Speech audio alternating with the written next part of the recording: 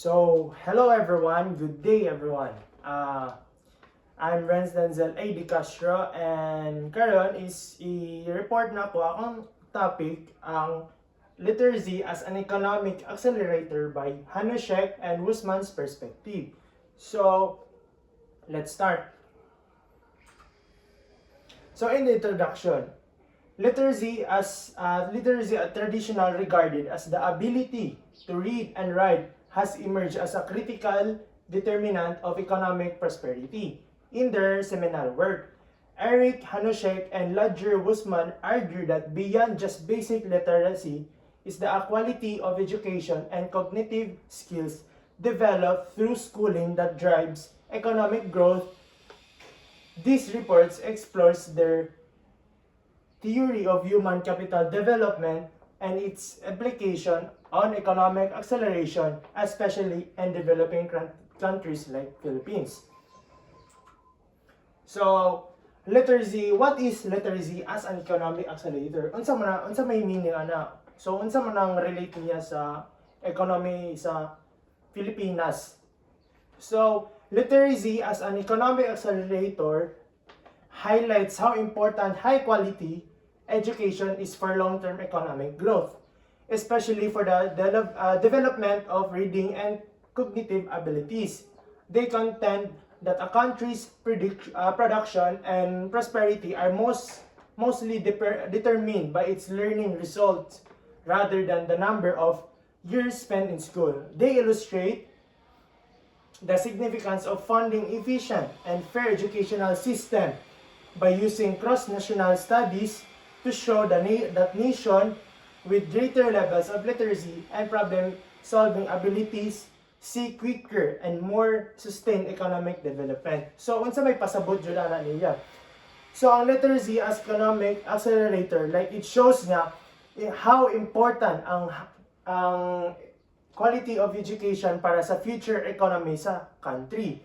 Dili lang siya about sa pila ka years nimo gi-spend imong dili na siya about sa pila ka years nimo gi-spend sa school. It's all about unsa imong natun-an sa school like reading and critical thinking. So sa mga countries, sa other countries, so nag-invest jud sila maayong education, especially katong patas para sa tanan. So sa ila mas dali sila mag-grow sa ilang economy. Like based on study from other countries, proven na jud ang literacy and problem-solving skills para mas paspas ang pag-grow sa country or asenso nila. So, sa tuwa, kailangan dyan nato mag-focus sa learning outcomes, not just school attendance. So, next is the importance of literacy as an economic accelerator. So, we have three importance of literacy as an economic accelerator. First is, literacy is a foundation for development and for developing cognitive skills essential for economic participants. So, literacy is foundation para sa imong brain skills, like mag-think ka properly, masolve din mo siya, masolve din mo ang problems, like maka-decide ka sa mga important things. So, kung kabalo ka mo read and mo understand, so masayon sa muha maka, so masayon sa tuwa na makakita og work and even start a business. So, literacy is super important para maka-appeal ka sa economy sa Pilipinas. So, the second one is the breaks the cycle of generational poverty through improved education outcomes.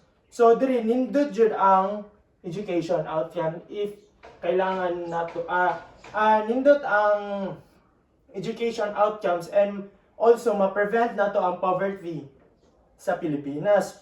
Kay diri man jud kay maka-learn ka og tarong kung na kay education outcomes kay maka-learn ka og tarong and also ang mga tao is maka-escape sila sa kahirapan maka-escape sila sa kahirapan or ma-experience silang kahirapan sa ilang pamilya. So dili lang makatrabaho ka ani, so it's benefit na sa imong sarili and sa future generation, like makatrabaho ka and maka-start ka negosyo para sa imuhang pangkinabuhi.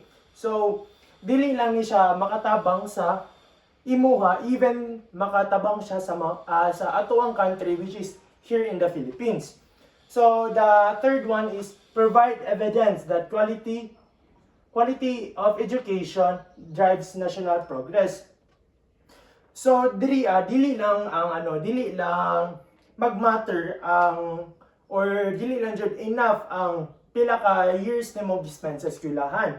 Like mas importante ang quality education kay mao na maka-help sa education. So mo progress pod para maka-progress pod ang isa ka country. So untahay kung if ang students kabalo mo analyze and mo kabalo mo solve problems and nasa good skills, so it means nga kana ang mga students is dali ra sila makakita og trabaho, makakita og trabaho, even maka-start og business sa ilahang sarili. So sila kung makakita mo sila trabaho, at least ang ma-lower ang mga poverty sa Pilipinas, and also makadagdag sila sa economic growth sa Pilipinas. So next is the implication. So I have two implications here in my topic. So first is educational quality must be a priority. Government should focus on literacy, comprehension, and critical thinking skills, especially in early grades. So ngano importante man jud ang educational quality kanang educational quality. So sa government dapat mag-invest jud ang government sa students or sa mga schools para sa students.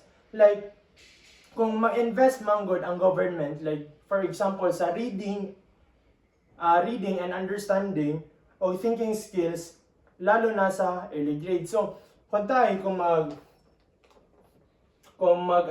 mag-focus ang government sa early stage pa lang sa mga bata. So mag-start sila sa nursery or sa kinder so kailangan sa mga students dira is ipahasa na sila og like mga letters. First is ang ginabuhat di ba sa nursery or sa Montessori grade kay no paman na sila kaning no sa mga letters, mga A, B, like that. And about sa kaning elementary pa lang, dapat is ihasa na nila ang reading skills sa isa ka students and understanding. Para sa pag-abot sa in the future, in higher years nila, is dili na sila maglisod o basa, and also kabalo sila mo understand sa situation sa isa ka problem, which is and also ang kailangan po na nila ang kabalo sila mo solve og math kay sa based on my research, ang Pilipinas is gamay kayo ang scores nila sa PISA when in terms of math. So kailangan sa sa Pilipinas is maghasa tag reading kaning math, because ang math manggod kay na siya problem solving. So dili lang siya maka-apply sa kanang subject, which is maka-apply po na siya sa atong sarili in the future. So the second one is economic growth depends on learning outcomes. Quality education leads to a more skilled and adaptable workforce, attracting more investments. So kung naa kay educational background, like nakahuman kag college or education nimo, mostly sa mga countries, like maka-invest sila, and like ang mga investor pod sa lain is magkuha sila og labor diri. So it means nga makatabang siya sa Pilipinas. And kung dagan man gud ang og skill ang tao, so in the long run, so mas dagan og jobs jobs nga mahitabo diri sa country o moasenso ang country. So that's why ang educational is super worth it. So next is how this theory relates real world application. So in my research is I have international case which is the South Korea. Here is South Korea is dramatically improve its economic status by heavily investing educational reforms and post 1960. This leads to high PISA scores and a global reputation for skilled labor. So sa una manggod ka, ang South Korea in post 1960 is mao na ang time na World War II. So katong nga time is low income dito kay ilang country because gikan sila war and ang educational nila is wala pa kayo nag-improve.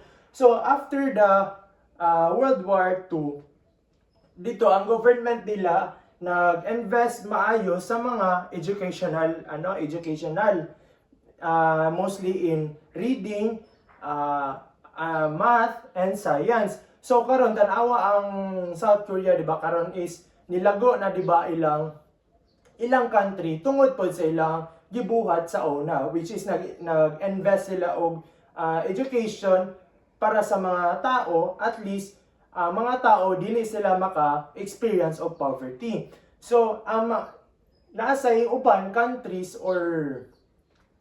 ka mag-invest sa mga tao dito because naa sila skills sa maka-contribute pod sa other countries. So kana mangod is very important sa isa ka countries because dako kay na siyang impact sa economic growth sa Pilipinas sa country pod. So the local case is which is in here in the Philippines. So include K-12 reform aim to align basic education with global standards. However, its effectiveness is questionable due persistent poor performance in reading and math, indicating a need for deeper reforms. So, di ba, aware naman ta sa K-12, di ba? We experience K-12 man jud, no? Before ta nag-college or na first year college. So, diriya manggod sa Pilipinas, ang K-12 is gi-implement siya in 2013. So, nagdagdag og 2 years in high school, which is ang grade 11 and grade 12. So, katong nga time, para reason nila is ang K-12 is maka-help sa students para kung puntahan pa dili nila afford mag-college, so maka-provide sila, pwede na sila mo hanap og trabaho. Pero which is ang result is dili kayo ingana kanindot kay nganuman. Sa K-12 manggod is murag nahimo ra na ang 2 years og useless. Kay tungod ang students uban dili pa sila kabalo mo after nila mag senior high or graduate sa K-12, dili sila kabalo mo read or maglisod pa mo read, dili sila kabalo mo understand, or especially dili sila kabalo mo solve og math.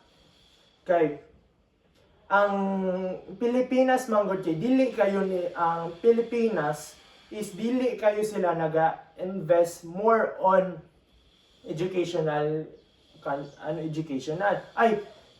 nag-invest gud sila pero dili kayo ingana ang priority jud sa educational.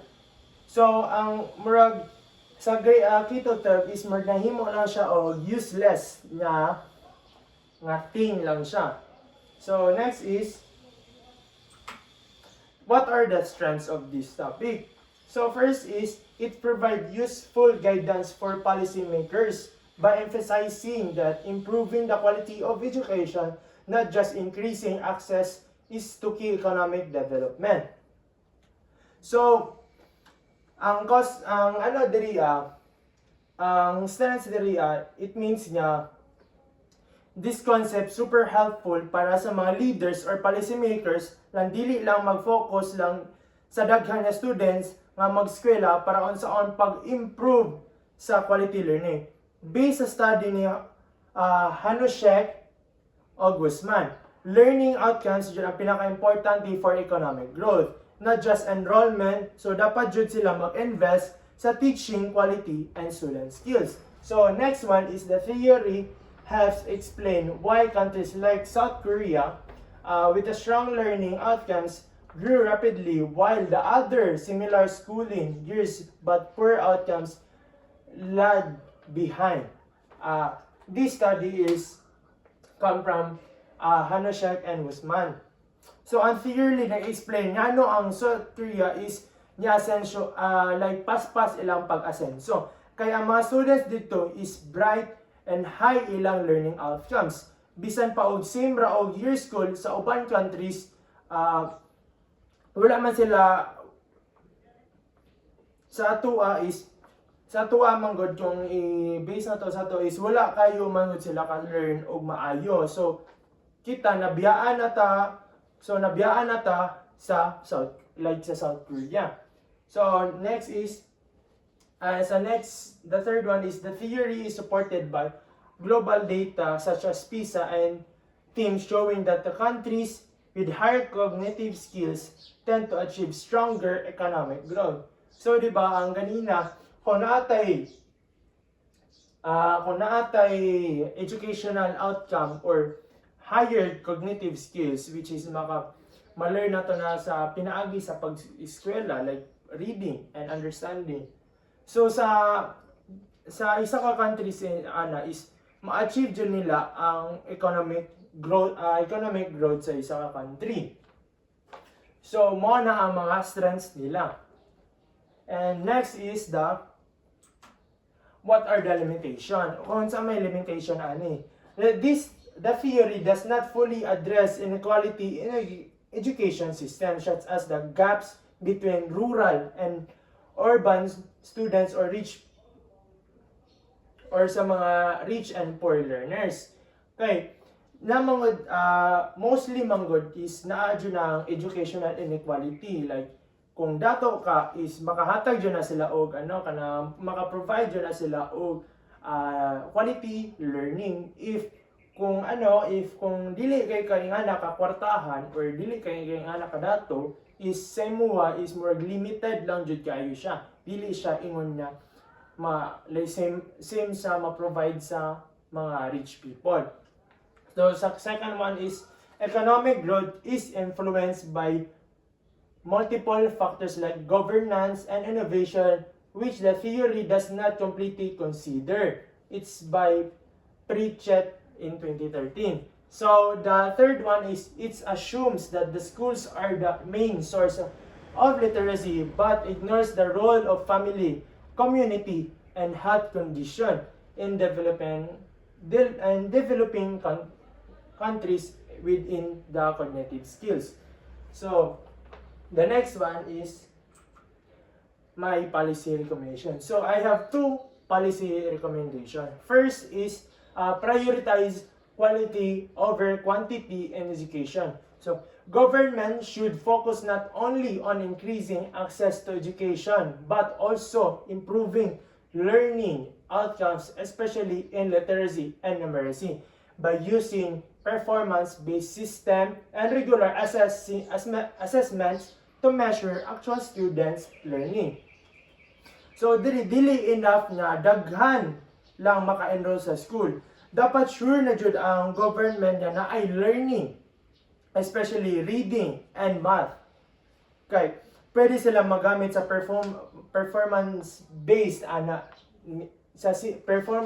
system which is kana regular test or assessment para ma-check kung na-learn kung na ba na-learn ang isa ka student sa lesson.